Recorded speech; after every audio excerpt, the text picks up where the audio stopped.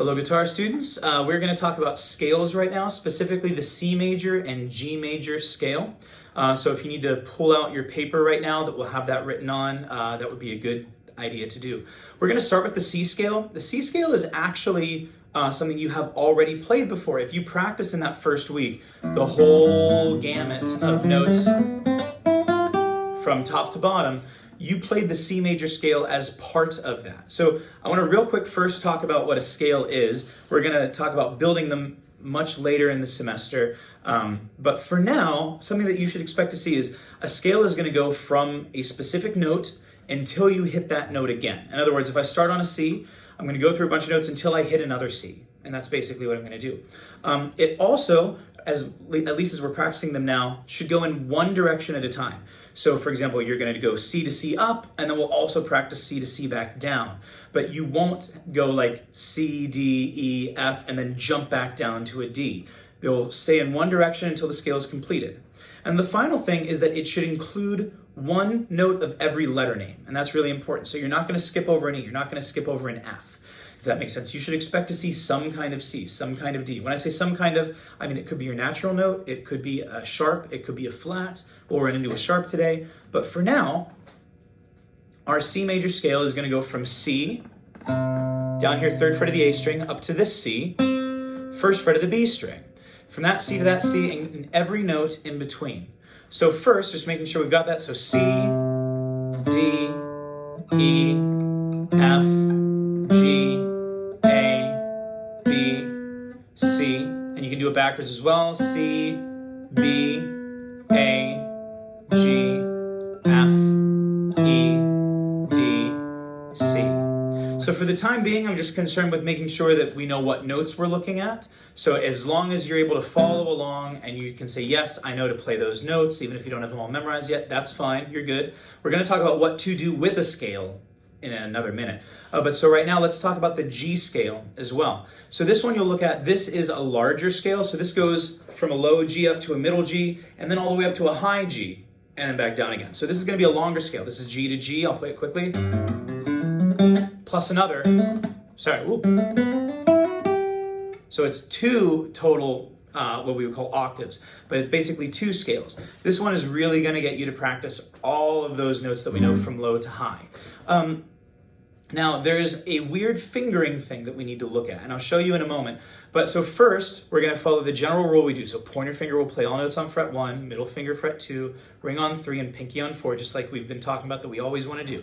So play with me. We're going to grab our low G first with ring finger, then A, B, C, open D, E, F sharp, G, A, B, C, D, E, F sharp. That should be 2nd fret here with your middle finger, and high G. We can go backwards. Here's G, F sharp, E, D, pointer, sorry, C, B, A, G, F sharp, E, D, C, B, A, G.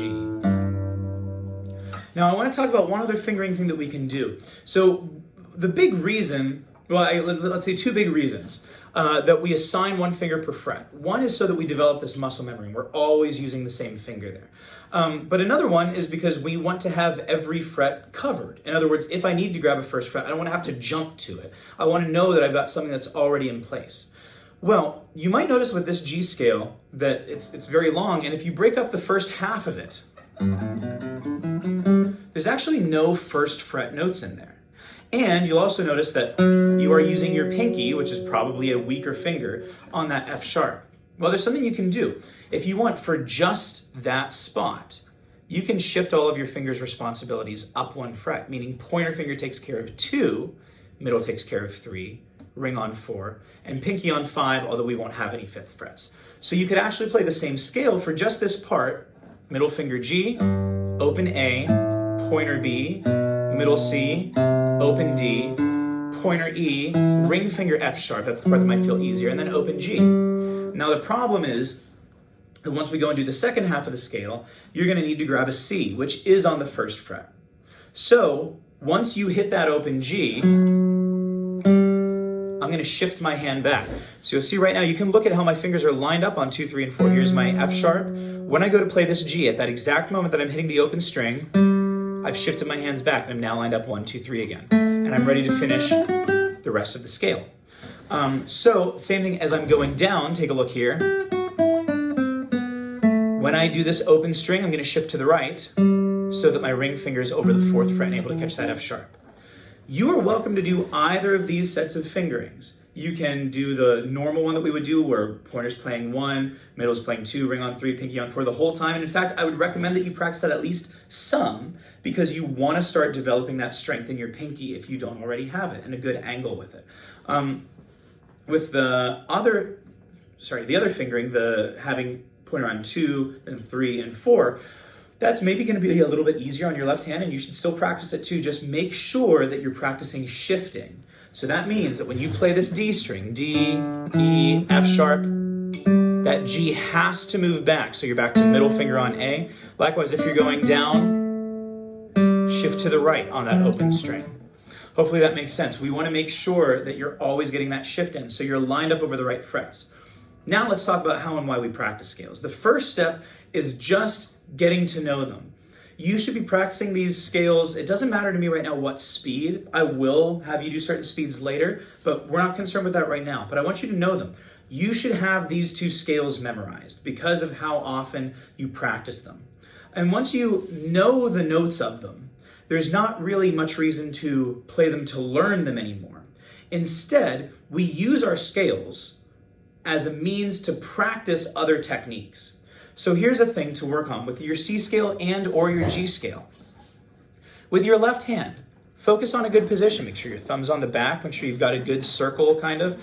Make sure that your fingers stay hovering over their frets. That every finger that attacks is going straight on. That you're not laying down, right? That you're up on the tips of your fingers. That you're very clear about each thing. You may notice, and hopefully I'm doing this if you rewind the video, but I want you to take a look. What I'm always trying to do with my left hand is I'm trying to think one note ahead. And so you won't see it on this first one. When I play a C, my next note is D, but look at this. I'm playing D. Look at where my middle finger is. It's already hovering over the E. You should be able to see what my next note is before I play it. I play E, look at my ring finger, sets up, ready to play F. Next is an open G, I don't need to prep it. But as soon as I do that, look, I've moved my whole hand up.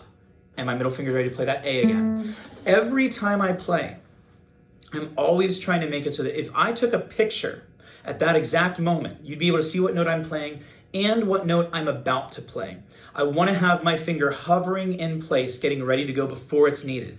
If you start moving your finger to the right place when you need to play the note, you're already late. So we need to make sure that as I'm playing this E, that this F is hovering in place.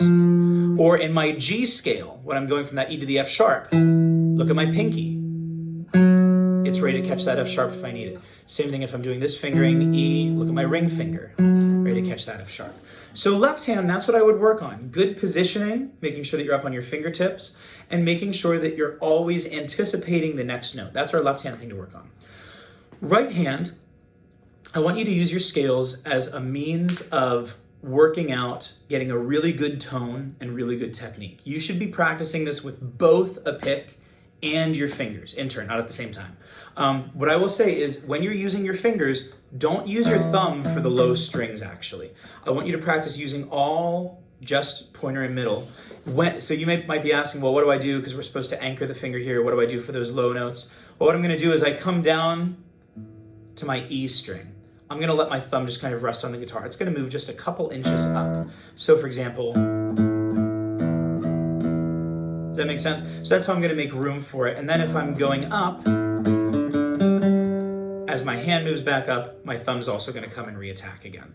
Sorry, not reattack, reattach. It's going to come back and hang out on here.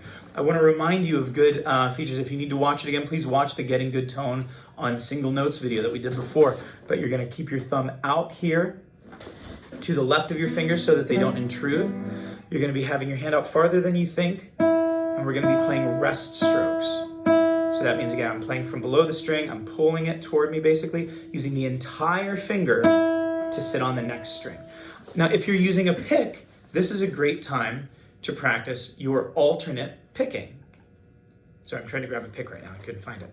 So when you play the scale, don't practice just playing it all down, down, down, down, down, down, down, down, down, up, down, up, down, up, down, up, down, up, down, up, down, up, down.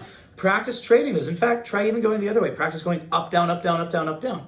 You want to get used to getting a good, consistent, and clean sound from all of your different varieties of strokes that you might use. That's what we're looking for with this. And so the final kind of thing I want to talk about with is that your right hand should be prepping for the next note the same way your left hand does. So on this C scale, for example, watch this. I'm going to play my C. Look at my middle finger. Do you see how I'm ready to play that D that's about to come up?